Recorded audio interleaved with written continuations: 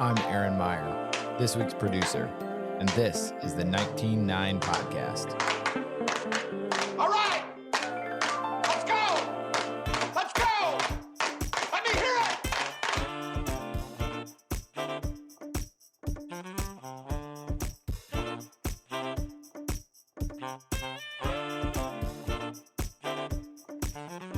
it! It was Dentyne.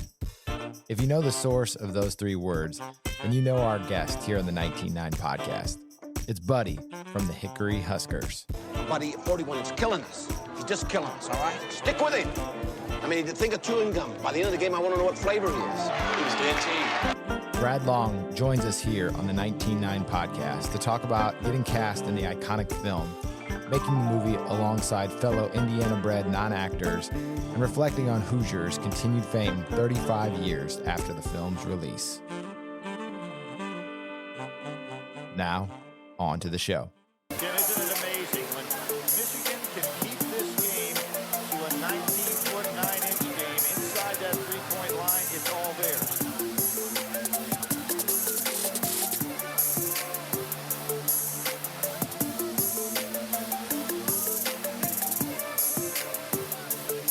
Nice move by Steve Fisher here. Turn it into the Brad, thanks for joining us here on the 19.9 Podcast. Thank you, Danny. I'm glad to be here.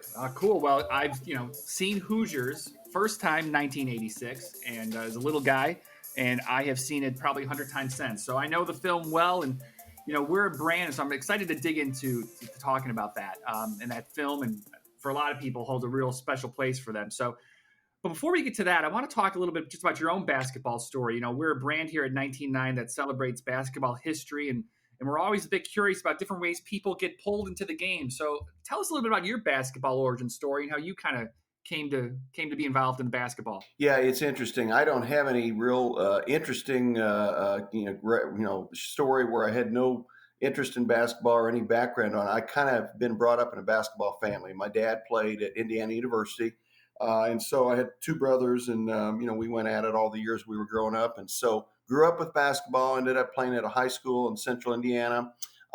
Coach was kind of recruiting in the Indiana area, and so ended up going to a little school in Kansas called Southwestern College.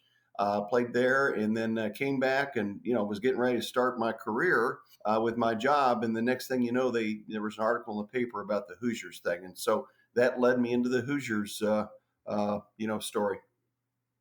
Let's stick with your old man playing for IU. So you grew up, I imagine, a huge IU fan, wanted to play for the Hoosiers. I imagine, like a lot of kids in Indiana. Yeah, like most kids growing up. I mean, it's pretty much it's IU, Purdue. It's usually between those two. Then you throw Butler in there, Notre Dame. You got some great schools in Indiana. But yes, I was an IU fan because of my dad. And still am. He's still pretty involved down there with the team. They're very good to alumni and former players, so we get to go to a lot of games. And so, yeah, I grew up watching the Hoosiers, and I just wasn't quick enough really to play Division I. I could shoot and dribble and pass, and just didn't get my dad's quickness, and so had fewer options, and just really enjoyed my experience down in Kansas, especially getting to play for a coach that kind of grew up as a Knight disciple. So it's kind of like the best of both worlds. Got to go somewhere where I could play and enjoy the time that I was there. Now, when you're with your dad and other people find that he played for IU and you were in Hoosiers, who are people more impressed by? Yeah, that's a great question. It depends on the age range. The older group remembers him playing, of course, and wants to ask a bunch of stories about, the old Hoosier teams, he and Walt Bellamy and that bunch. And then the younger group, of course, will gravitate, I suppose, towards me and want to know, some Hoosier stuff. Although, Danny, I will tell you, the older I get, I'll be having lunch somewhere, and I always tell this story. Somebody will kind of sidle back up, tap me, and they'll say, "Excuse me, sir, was your son in Hoosiers?" So what does that do to your ego, right? No. Yeah. So, yeah, I usually roll with it and say, yeah, that was my boy. But that's what age does to you. Yeah, no kidding. So tell me, so you talked about seeing an article in the newspaper for Hoosiers. So talk about how you came to get cast in Hoosiers. How did you find out about the opportunity? Obviously the newspaper, and kind of what was that auditioning process like? Just take us through that a little bit.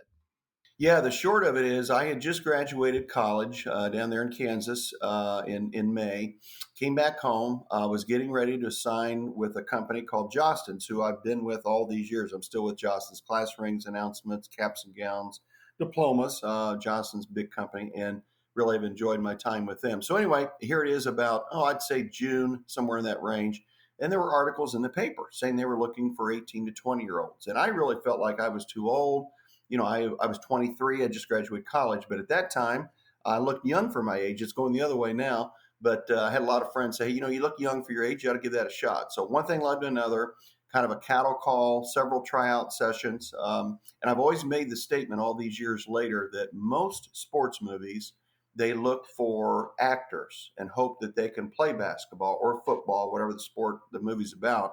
This movie, the writer and director took a different approach. They said, we want basketball players and hope they can act. We'll teach them how to act or maybe not give them too many lines.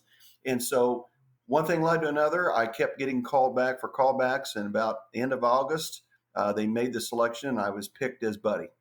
And as you're kind of going through this process, you mentioned kind of this, they're narrowing it down, right? And we're going to talk more about the filmmakers wanting Indiana basketball players. They wanted local bred basketball players, and we'll deal with the acting later. Were you did you start at a local gym and then you go to another local gym in terms of the casting calls? What was that process like? And then all of a sudden, the final acting call, you're at Hinkle Fieldhouse, or kind of what was that process like? Yeah, you pretty much were right on the money there. We went to the Indiana University, Purdue University campus, IUPUI there in Indy. That was kind of a central point. I did hear later that they went to 3 different cities, Los Angeles, Chicago, and Indianapolis, looking for players. I also heard that they basically went through about 8,000 auditions. So just to be chosen as a member of the team, I felt like it was a real honor. And to be frank with you, I think a lot of it was a lot of the folks that were trying out for that weren't necessarily basketball players. They might have been thespians. They were, actors or trying to, improve their craft, what have you. And so that weeded out a lot of the participants. They really did want basketball players first. Not that I was that good. I was a above average, small college player. I wasn't any Division I stud, but that was part of it too. They didn't want those. That was kind of the roles that they were looking for this Milan team. Very fundamentally sound, good basketball players, but not great, not too good, because that's kind of was the makeup of the Milan team, which of course the movie is based on. But you said it, went to different gyms, tryouts, readings, a lot of basketball drills. They did want to see your basketball skills. That was a big part of it. And then they pared it down to about 25 guys. And then from there, they kind of made the final cut. It's kind of like trying out for the basketball team, trying to make the team, very similar.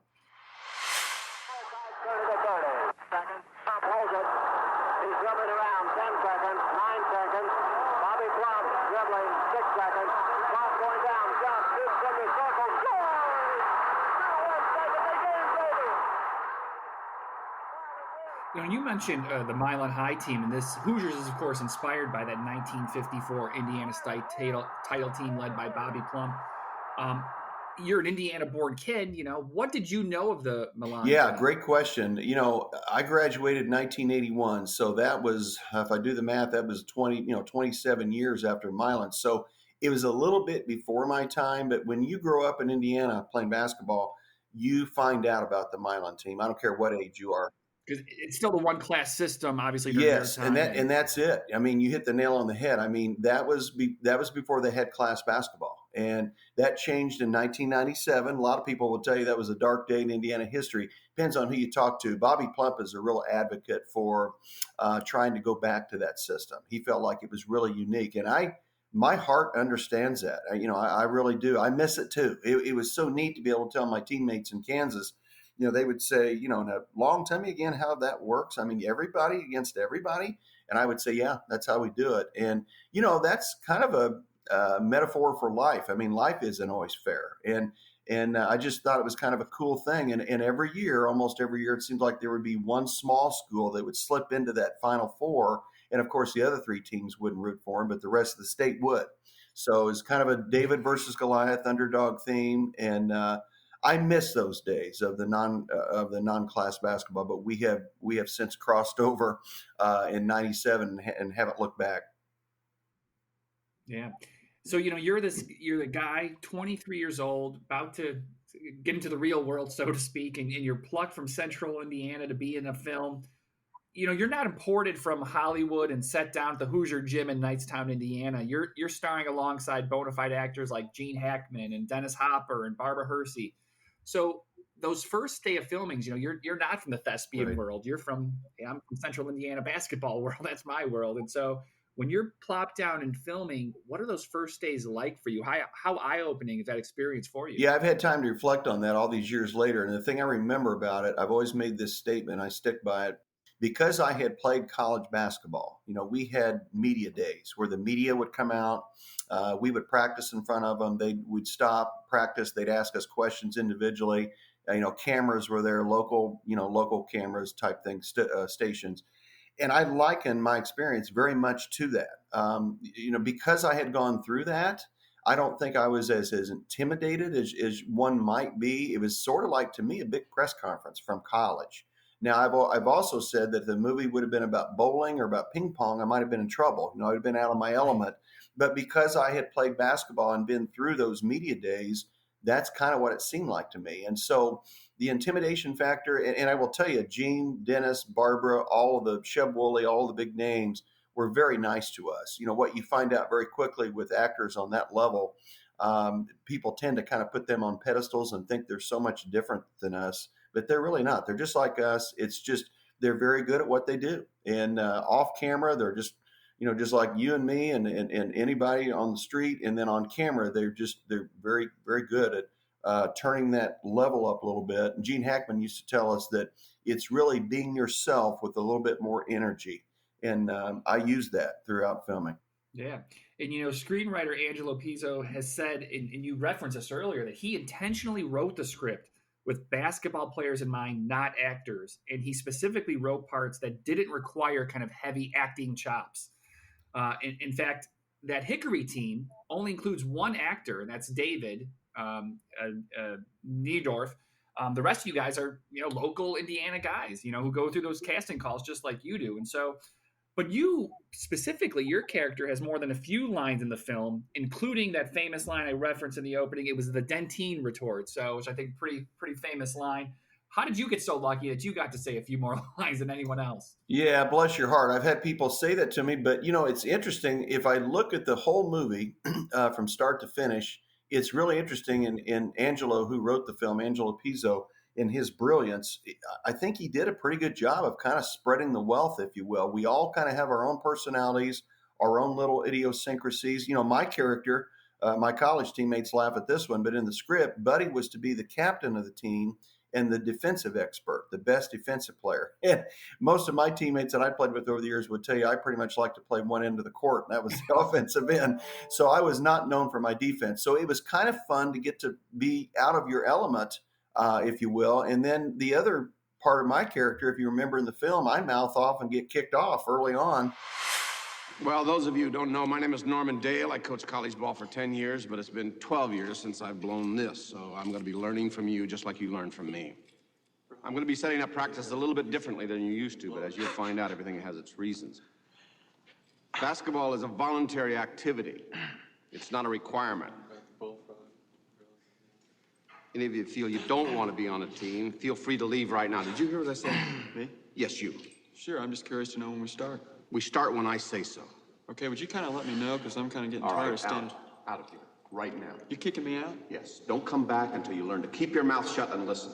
And again, teammates say, man, we never saw you talk like that to the coach. And so I would remind him that was acting, that I got to act a little bit, be someone I wasn't. But it was a lot of fun to kind of step out of your comfort zone, kind of pretend, if you will, be someone that you're not, but yet tell a story. And of course, this story is based on a true story. That event actually did happen in 1954, where a small school beat a large school. And most people that don't know the history of Indiana basketball think, well, that's unrealistic. That would never happen. But in fact, it did. But yeah, you make a great point. You're out of your element to some degree, but you're in it because of your basketball background. And did the Milan High guys come to the shooting at any point? Did you get to interact with any of them? Yeah, they were great guys. You know the old saying, Danny, that nice guys finish last. It does not apply to the Milan group. They are the nicest group of guys you would ever want to meet. They're so humble about what they accomplished all these years later, and they come to events. Even they're in their 80s now, and they do a better job, frankly. I'll call out my Hickory teammates here, probably, of coming to events and meet and greets better than us Hickory players. But we get paired up with them quite a bit because of their history, because of our history. We come to a lot of the same events, and we've all become friends, and they're the nicest guys in the world.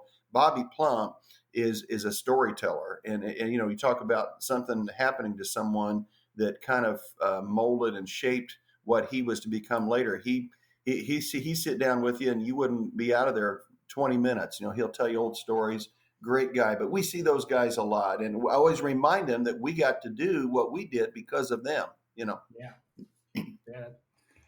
And so let's talk about some of your best memories from filming, whether it be off-screen interactions or a particular scene, or maybe there's an outtake. When you reflect back on this experience, again, 35 years ago, but what are some of your best memories from filming?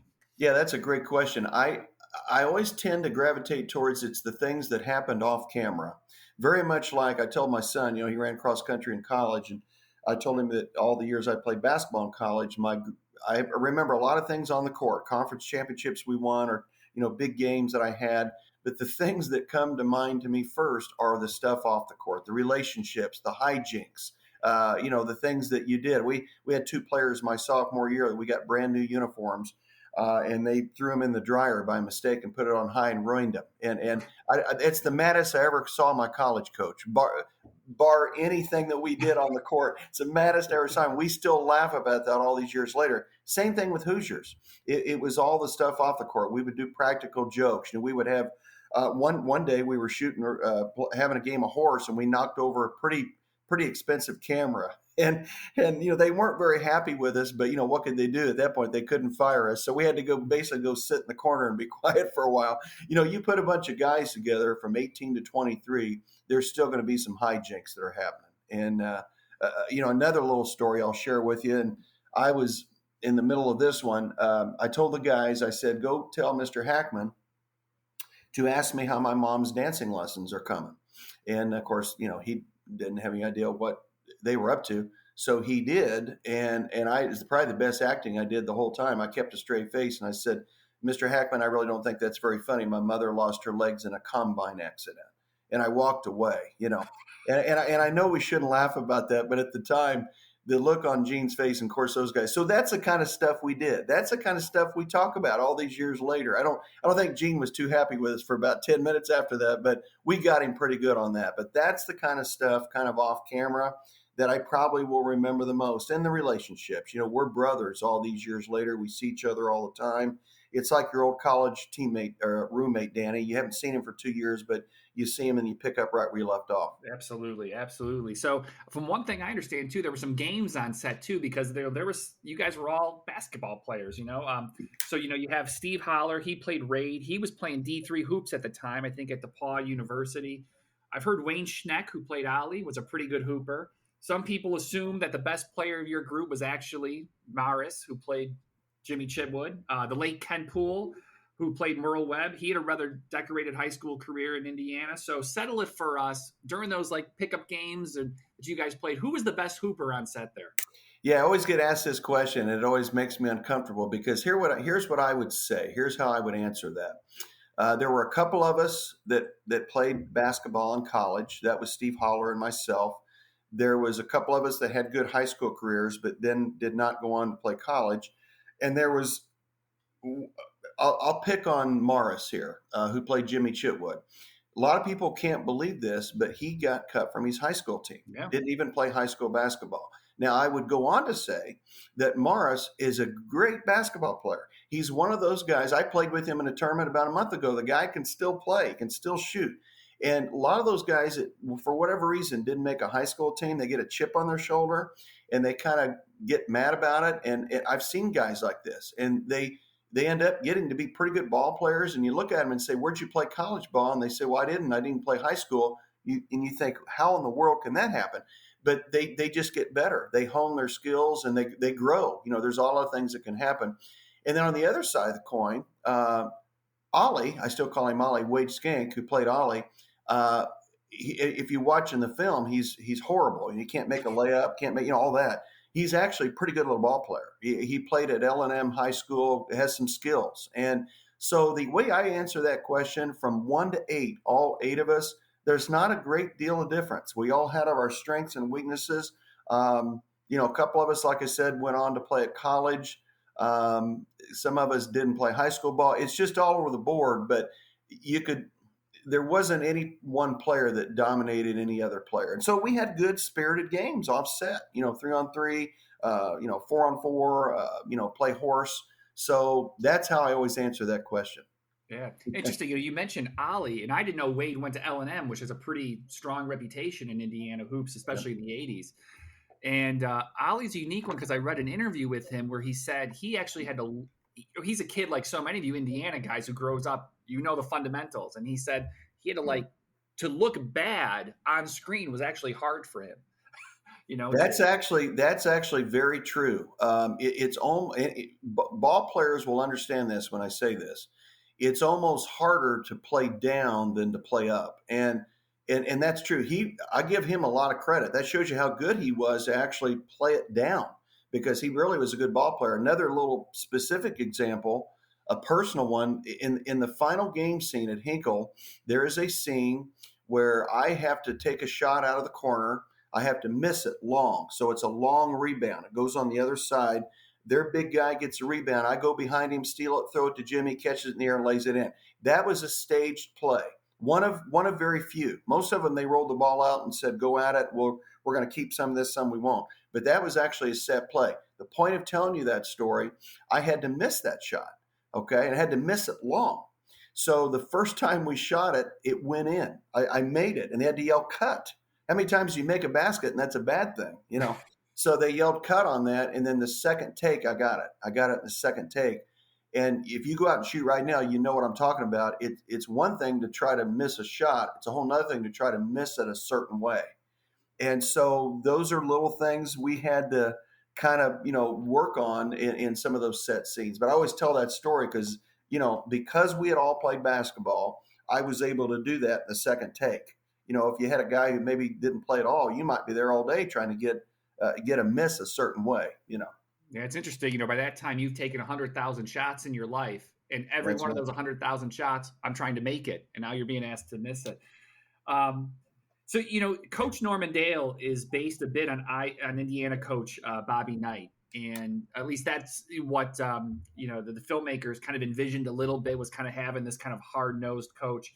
And there's this, as you guys are filming in '86, Coach Knight is, of course, at the height of his powers. And as you're filming, there's this story out there that in one scene, Coach Dale gets ejected, but then Gene Hackman returns to the court and throws a chair across the court. Is that true or not? Here's the urban legend story on that. I kind of remember that happening. It never made it to print. They did it kind of as a joke because the timing was there. That was in the middle, Correct. the peak of Knight's time period. And if I remember right, if I do my history, I think that event happened in February of '85. And it's Steve Reed. You can win some money on this trivia question. Steve Reed was the guy on the free throw line for Purdue when that happened. And the chair goes across. So the reason I tell you that timeline, we filmed then the fall of '85. So that event had happened. And so Gene would have been very cognizant. And my guess is somebody goaded him to say, hey, pull a Knight and throw a chair. And I think, Danny, he did on one of the outtakes. It may be on film somewhere, but yeah, that's hilarious that you would bring that up because you talk about life imitating, art. It had happened in February and Gene recreated it in October. Yeah. My understanding of it is just as you described it, which is, it was kind of done in jest. It was not part of the script. That's correct. So, one of the questions I have to imagine you get asked the most, you specifically, is that you get kicked. Coach Dale kicks you out of practice, your character out of practice there early on, and then all of a sudden mid-film, you're back there. You're back on the team. We don't get to see you coming back, but I understand that's so. Tell us a little bit about the story there because it does involve some deleted scenes and stuff. So how does Buddy get back on the team, and what's the backstory there? This is the most asked about scene in whatever happened to Buddy. First of all, is thrown off the team, then all of a sudden magically appears. What are you doing here, buddy? I thought I told you not to come around. I'm here to see you. How was the game? I don't know. I've been shooting baskets for Hickory since the first grade. I was hoping that... If it's all right with Cletus, it's fine with me. Just remember, your second chance is the last chance you're allowed. Yeah, I'll tell you the whole story on that. So there is a scene, you're correct, where I kind of have, to me, the movie is certainly about basketball, but I always tell folks it's about second chances. You see the coach getting a second chance. You see the town drunk getting a second chance. You see players getting second chances. And so my second chance you never see in the final cut. However, you can get a DVD. It's out there. It's has like 13 deleted scenes and has the scene in which I get back on the team. And so that's the scene that was taken out. I drive up in a 52 black Chevy. I get out, I walk into a barn where Coach Dale's sitting on a bale of hay, and I have a conversation about him with getting a second chance. He waves me off and says, second chance is the last one you get. I get back in the car, I drive off. Okay, that would have channeled that gap. The people at Orion Pictures at the time felt like I looked enough like Jimmy at that juncture in the movie that audiences would be confused as to whether it was Buddy or Jimmy coming in, getting back on the team. And so they cut it. And the director and writer to this day will tell you it was the last scene that was cut, and they fought for it because they knew that audiences would be confused. And in fact, they were. That was one of the biggest questions from the media was, how does Buddy get back on the team? He's the most vocal one. And then Whit, he takes with him, that shows how Whit comes back. His dad brings him back before practice is over. And then a couple scenes later, Buddy is magically back on the team as the captain. So that is what happened. They cut really an important scene that would have channeled that gap. And, hardcore Hoosiers fans, they can get that DVD and fill in that gap because my scene is in there. And it was a really fun scene to do, too. Gotcha. I enjoyed it. And you mentioned that scene gets you a one-on-one with Gene Hackman. Obviously, Dennis Hopper's in the film as well. Two pretty prominent actors. I'm curious if you have a particularly memorable experience with one of those actors that you can kind of recount.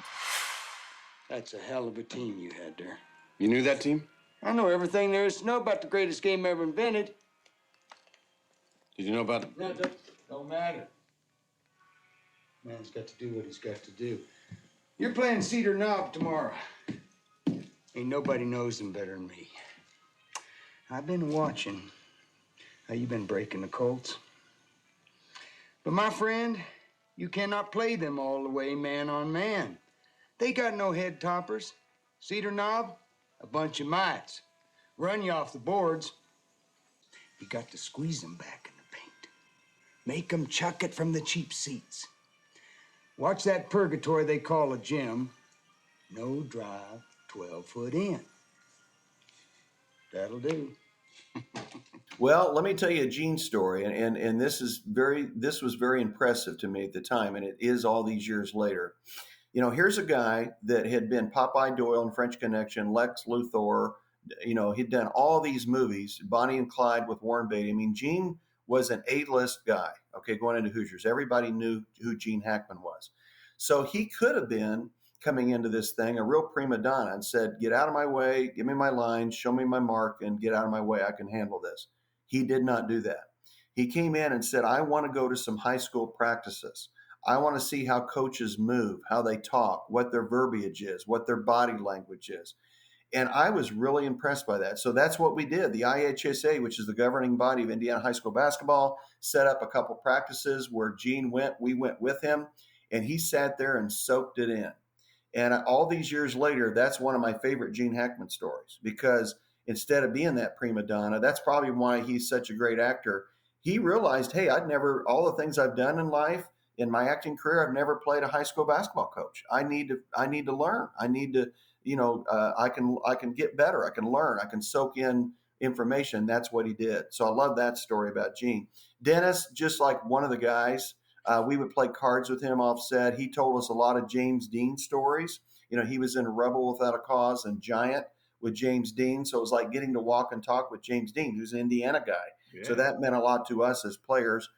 Barbara Hershey was a little bit, she was very nice to me. I had no problems with her, but the scuttlebutt on her a little bit was that she was unhappy with how she was portrayed in the film.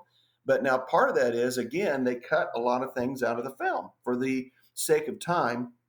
And I've seen some of those scenes that she was in, and she was great in those scenes. So I think that was her, her concern. She was always nice to me. I never had a problem with her. And then Sheb Woolley, you'll win some money on this one, Danny. It's a great trivia question. But Sheb Woolley, who played Cletus, had a #1 hit. Of course, he was an actor. He was in High Noon with Gary Cooper. He'd been in a lot of films.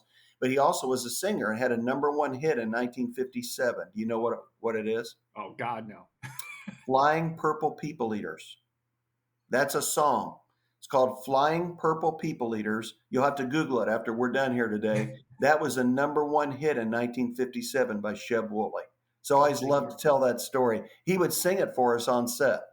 So that's kind of just a couple bits and pieces of each of the actors. They were all nice folks. I really enjoyed getting to work with them. And that Hackman piece is pretty interesting. I should ask as well, too, when you went and filmed these scenes where the Huskers, the Hickory Huskers, are playing other teams, are those all Indiana? Those are all Indiana actors too, right? Indiana ball players as well. Yeah, pretty much. They were pretty much the players that weren't picked as the Hickory players. So all of those tryouts that we did, they, what they would tell the guys if they weren't picked as a member of the Hickory team, give us your information. We may be getting in touch with you. And that's in fact what they did. So really a lot of the players that tried out that didn't make the Hickory team ended up being cast as players on other teams. And a lot of the basketball, you alluded to it there was a lot of just rolling the ball out and saying play. We're going to film some of this. And so a lot of the footage that you watch, I can give you an example. In that final game against South Bend in the state championship game, they're trying to beat us and we're trying to beat them. Some of those things were staged plays, like the one I talked about earlier where I missed the shot. But a lot of it is literally, you guys play, we're going to film it and keep a lot of it. They're trying to beat us and we're trying to beat them. So that was kind of fun for me. It was like, we got to play basketball, and just be, and being filmed while we were doing it. So the sweat is real.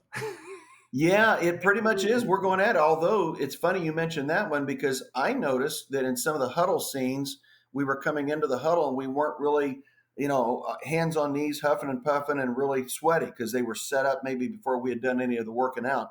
So I went to David, the director, and said, hey, I don't want to be a prima donna, but this is a little bit unrealistic. We should be tired and huffing and puffing. And he was really cool about it. He said, Brad, you're right. He said, what would you suggest? The director asked me what I'd suggest. I always tuck that away. I said, well, the guys are going to kill me, but I think we should run some sprints before these scenes and actually get tired. And I was right. The guys killed me for that one. They weren't too happy with me, but they knew I was right. So a lot of the running we were doing pre-filming and pre-setups were because we're trying to get tired and sweaty. Yeah, so let's push ahead to the film's release. When was the first time you saw the film? You get to see all this magic kind of come together and then the finished package. So when's the first time you see the film? Yes, it was in late October 1986. We got to see a media showing that was showing up in an old theater in northeast side of Indianapolis, and they had the media there and invited them. That was actually the first time I saw it before the premiere. That was the second time. The premiere was actually downtown on the Circle. I had a red carpet thing. We had a dinner at the Columbia Club. It was really well done. They tried to make it Hollywoodish, if you will, with the red carpet and all that. And that was actually the second time I saw it. And I have to confess to you, I probably enjoyed it a little bit more than I did the actual first time I saw it, because Gene Hackman warned us the first time you see yourself on film, you will be a little self-conscious about what you said, or could I have done this better? And he was right. We went through that a little bit, and he said, you'll get over that. That's normal. People know what they're doing as far as the editing and the cutting, and don't worry about that. So I've always tucked that away. He was right about that. But that was the first time I saw it, end of October, and then the premiere like a week later. So when you see the premiere, since that's the one where you're able to kind of, I guess, maybe sit back and enjoy it a little bit more because you've done the self-critique, so to speak, right, with the first time you saw it. What were your kind of emotions? Because it's interesting, because I remember seeing the film in Chicago in early 87. And it was like we were at a live game. Like the crowd is cheering, in the theater for it. And so when you see the premiere and you get to kind of, I guess, sit back and enjoy it a little bit more, what was that What was that like for you, that experience? Yeah, Danny, I love that question because I've said all these years later, the best way to see Hoosiers, and not just Hoosiers, you could go down, remember the Titans. I can give you a lot of great sports movies. I mean, Brian's Song. I mean, there's a lot of great Chariots of Fire. For me personally, the best way to see those kind of films are in a big theater with other people, the smell of popcorn. It's just a better interactive experience. And you hit the nail on the head. That time I enjoyed it, the crowd was involved. They laughed, they cheered, they cried. And there's something about being around other people in a big group seeing a film versus sitting in front of your television set, maybe seeing it on DVD. And so what's my point? I would love for a new generation, a younger generation, to see it in that way in a movie theater. And, there's been talk over the years of re-releasing it in the theater for a younger generation. That would be cool if they were to ever do that, because I think that's, for the movie Hoosiers anyway, that's the best way to see it.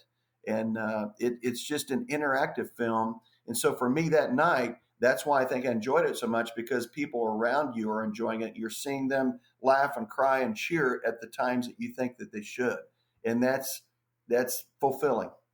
I always think like one of the great things, like movie houses all across, and I don't mean your big megaplexes, but movie houses, one screen theaters that we have, peppering the U.S. landscape. Every March, they should just devote a day to just Hoosiers. I like that idea.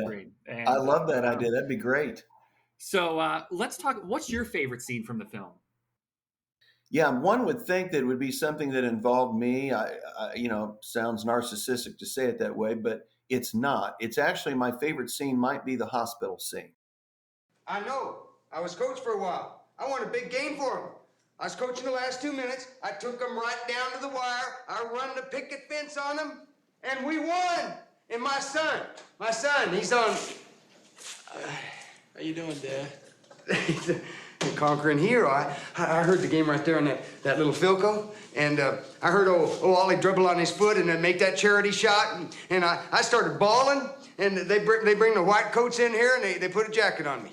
I was feeling so good I didn't even mind too much. You doing good? Well, I feel real empty inside, and I have some bad visions.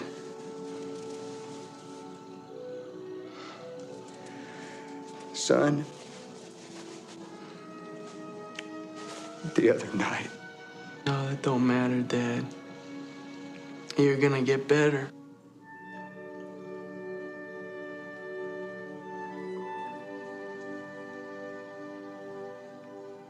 Couple of months when you get out of here, we're gonna get a house.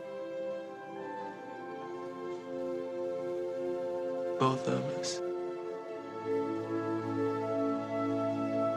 I love you, Dad. I gotta get back. Son. Oh, I wish I could be there. I'll be thinking of you. Son, keep their bud.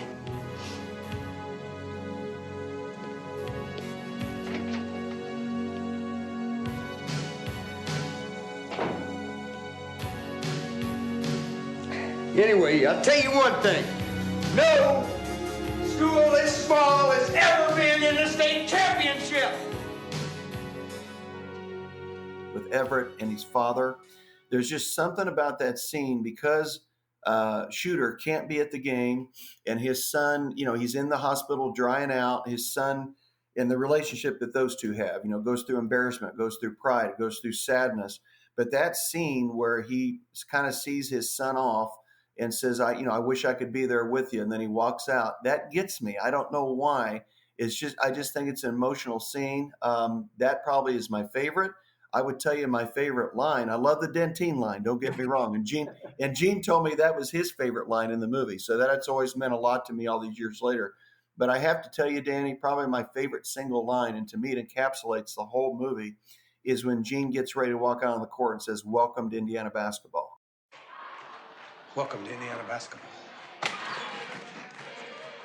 I just think that covers it all. right there, you know. It's funny. I always think of the line where Raid's character is being ushered off the court after a fight. He says, "Got him pretty good, didn't I, Coach?" Yes, that's another. There's so many good ones. It's hard to pick, But the yeah. Dentyne line, personally, I've always been a fan of the Dentyne line. It just snuck in there so covertly. Thank you. He just looks. Coach Dale just looks down at you and say, "It was Dentyne." Well, I and don't I've know what said Dentyne smells like, but no, and I've said all these years later, it was fun to get to do that scene, but what makes it is his reaction. Like, I can't believe the kid took me that serious. But again, the devotion to the coach, wanting to follow rules. I love doing that scene, and most people that know me, I'm a gum chewer. My wife gets after me all the time because I chew gum all the time, and so Angelo, maybe in his perception of me as a character, worked that in. I don't know, but that worked out perfectly for me because of the gum chewing that I do. You've given us here in this talk today so many just like cool little nuggets and pulled back that curtain a little bit. Again, I've seen the movie 100 times. I'm done a lot of research on it myself. What is something you think even the film's biggest fans might be surprised to learn, or maybe a little nugget that isn't as well known about the film? Yeah, that's a great question. I'll tell you one of my favorites is that most people wouldn't know. So we're at Hinkle Fieldhouse. We're filming final scenes, and there's a break in the action, and there was a group called Entertainment Tonight. I think they may still be around. It was John Tesh and Mary Hart from the 80s. They were a twosome that did this, kind of talk show, entertainment talk show. So they were there on set, and they were interviewing Gene Hackman. And us players were all peeking around the corner trying to get a look at the interview. They were in this little room. And I never forget something that Gene Hackman said. He said in all the movies that he's done, that these were the best extras that he'd ever worked with. He said, only in Indiana can you get 8,000 people to come out and cheer for a fake basketball game. And I love that line. I love that line. It's true. It's funny. And I'll never forget that, and not to pick on any other states. I've been to just about every other state in this country, and I love them all. But I'm not sure they could have done some of the things that they did in other states as far as this movie was concerned. And it is amazing if you think about that they were able to get people out for something like this. Of course, with the magic of television, 2-dimension, you only need to fill up half a gym, to make it look full. And but they had no trouble filling the gyms for all the filming. And so that one line from Gene, I think it impressed him. I think sincerely, authentically, he was impressed. And then I think it says a lot about the state of Indiana and our love for the game. Yeah, in some markets, you can't even get 8,000 to an NBA game. Right. So these days, you mentioned, how often do you get notice this buddy today? Yeah, not very often. Film, so. Yeah, not very often. I mean, I'm follically challenged. I mean, my hair went south on me in my 30s. And so, I still have the same mannerisms. I still work out and keep in shape. I still run. I'm probably 10, 12 pounds over my college playing weight. So I'm still in decent shape. But I don't get recognized because people probably, unless they saw my mannerisms, unless they heard my voice, invariably, I'll have someone that will come up and say, are you Buddy, or was your son, like I said, it was your son, Buddy. That's one that affects your ego a little bit. But age is what it is, but not very often. Some of the other guys still look fairly similar, just maybe a little bit more pounds have been added on. Morris Valanis, who played Jimmy, still looks kind of like Jimmy, I think, a little older. Steve Holler, I think, still looks the same. Dr. Steve Holler, I believe, right? Dr. Steve Holler, that's right. Yeah, Steve and I are buddies. He and I, because I'm in central Indiana and he's a little bit north of me, he and I tend to kind of get things organized for the other guys when we're asked to do something, partly because we're centrally located. We got David still out in California, and we're all kind of spread out. But we all see each other periodically. It's usually increments of 5 years. They usually do 5-year celebrations. This last year was the 35th year, so we had quite a few events going on there. But it's fun to see the guys, and of course we still get together and tell the same old stories, that we've been telling for years. But it's a neat fraternity that we belong to. I'll tell you, and we're very grateful for it. We're humbled by it.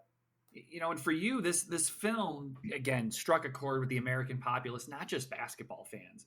But for you, it created this kind of unique and and I imagine perhaps unexpected public speaking opportunities. So tell us a bit about how that developed and what you like to share in the public programs you've given over the years.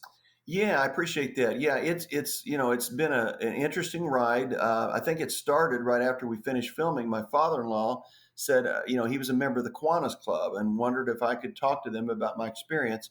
And I said, I'll be glad to do that. I'm up in front of kids a lot with what I do for a living, so I don't mind, speaking in front of people.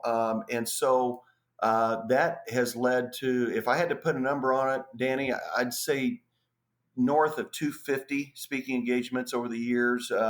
I speak a lot about my experience in the movie. I speak a lot about my faith. I'm a Christian man. I don't make any bones about that. So I speak to a lot of churches and youth groups with my testimony, but also kind of the making of Hoosiers, the background, and a lot of different groups, whether it's a trade group, whether it's a company, whether it's a youth group.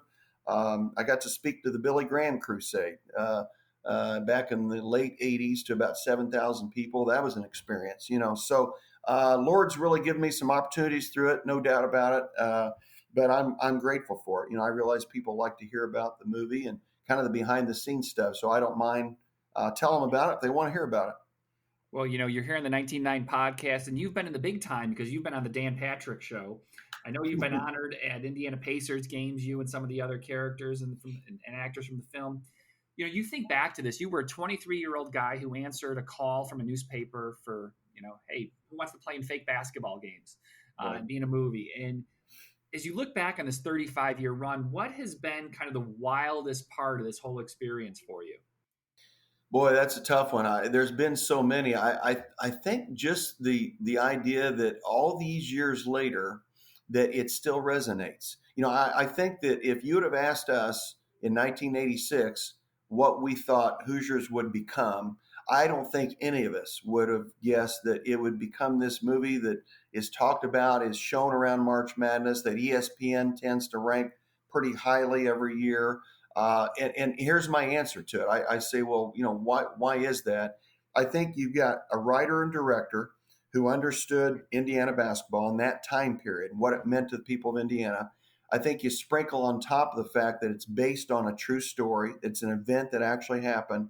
And then you also, it's certainly, like I said earlier, about basketball, but it's that theme that is forever around us, is that underdog makes good.